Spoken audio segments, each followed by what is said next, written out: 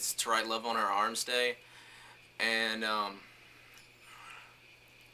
just want to talk a little bit about what it means to me. I haven't really known about it that long, but when I did find out about it, it really hit home. Um, to Write Love on Our Arms, if you don't know, is a site and a group dedicated to helping people with depression and addiction, self-injury, and suicide, helping people through those times in their lives when they think there is no one to help them, when they think that they're not loved and no one cares about them. To to help people like me. I've struggled with depression. I still do sometimes. I've struggled with addictions. I still do right now. I'm still struggling with addictions. I've overcome a lot of mine, but I'm still working on it. And it's not me. It's not me. I've never been able to overcome an addiction by myself. I mean, if you're really ever going to truly overcome an addiction, you need help. You need to tell someone. You need to tell God.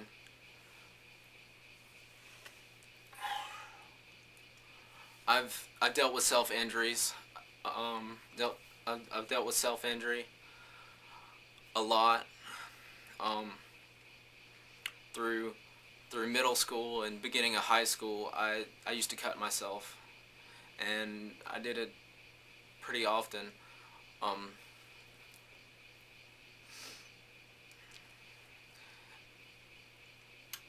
and suicide is never fixes anything. I've dealt with thoughts of suicide myself. I even attempted it twice.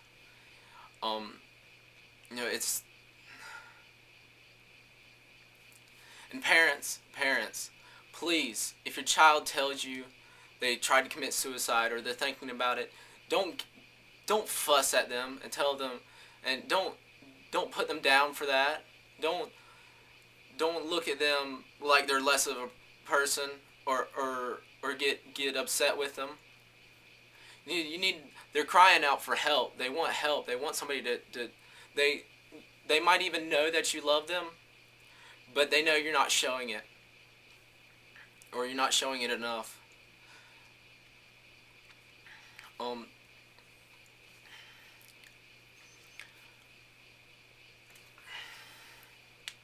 Me dealing with it personally, I I overdosed twice. Um once once I took so much stuff that I've had many people tell me that I shouldn't even be alive, that it's a miracle that I didn't die within an hour. Um and I tried to tell my parents, and they didn't they didn't really believe me. They thought that that I was just doing it just to get attention. And in a way I was. I wanted somebody to care. I wanted somebody to show me that they cared, not just say they did. I wanted somebody somebody to show me that they love me, and show me that there was more to life than all these superficial things I was worried about. I've I've I've had self-image issues all my life, and I still deal with that. I had a food addiction. I had a pornography addiction. I've had an addiction to music, and I'm getting over that now. Um, Anything that you have to get through the day is an addiction. Anything you have to have that your body physically doesn't need is an addiction. My face is burning up.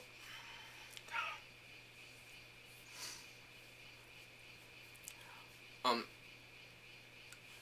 you might be able to overcome an addiction by yourself, but all you all you can really do is replace it with something else. You may not be as bad, or may not seem as bad, but you still can't fill that hole yourself. No friends, no family, no benevolence, nothing can fill that hole that's inside of you. Only God can fill that hole. And it's not like when you find God, it's not like, oh, my life's perfect now. when you find God, God is our resting place. And He's a solace for us, and He's the only place in where we can find rest and a place to get away from everything. God God is the only one that, through Him, is the only way that we can truly overcome an addiction. That hole in your life, that void, that blackness, that darkness inside of you, the only way that can be filled, the only way it can be fixed is through God. I've seen so many people try to fill their void in their life with drinking, drugs, with sex, with just being rebellious. I've seen them cut themselves. I've seen them hurt other people. I've seen people just become lazy and just completely separate themselves from the world and do absolutely nothing with their life because they're scared they're going to mess up. The only way you can fill that void is through God, and I don't know how else to say it, but it's just so true. Um,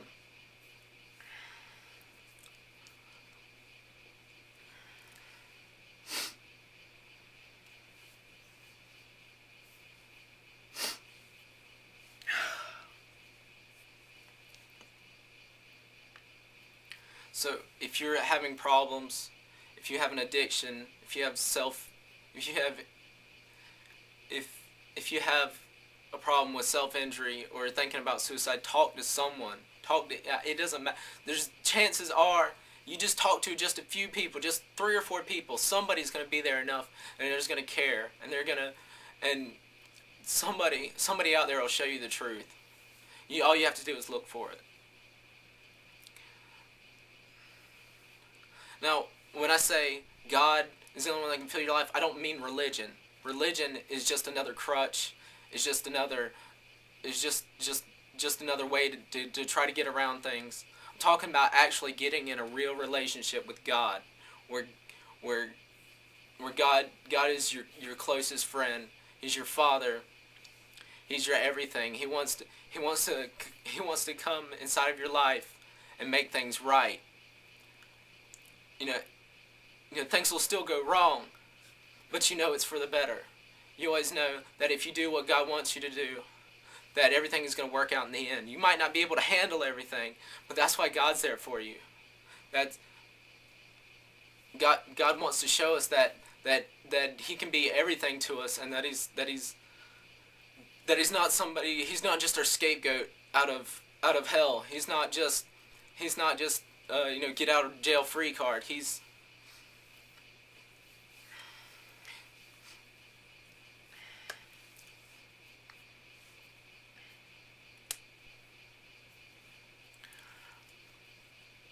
Now, I got saved when I was 14 in actually the bathroom of a hotel, and I still have issues. I still go through things, but God's always been there for me. When my parents failed me. I'm not saying my parents are bad parents. My parents are great parents. But when my parents failed me, my friends have failed me, my pastor has failed me, my church has failed me, God has never let me down, and He never will. He'll never let you down. I don't understand, what's going on in my life, not always, but God knows what's going on, and He has a plan for me, and all I have to do is follow it.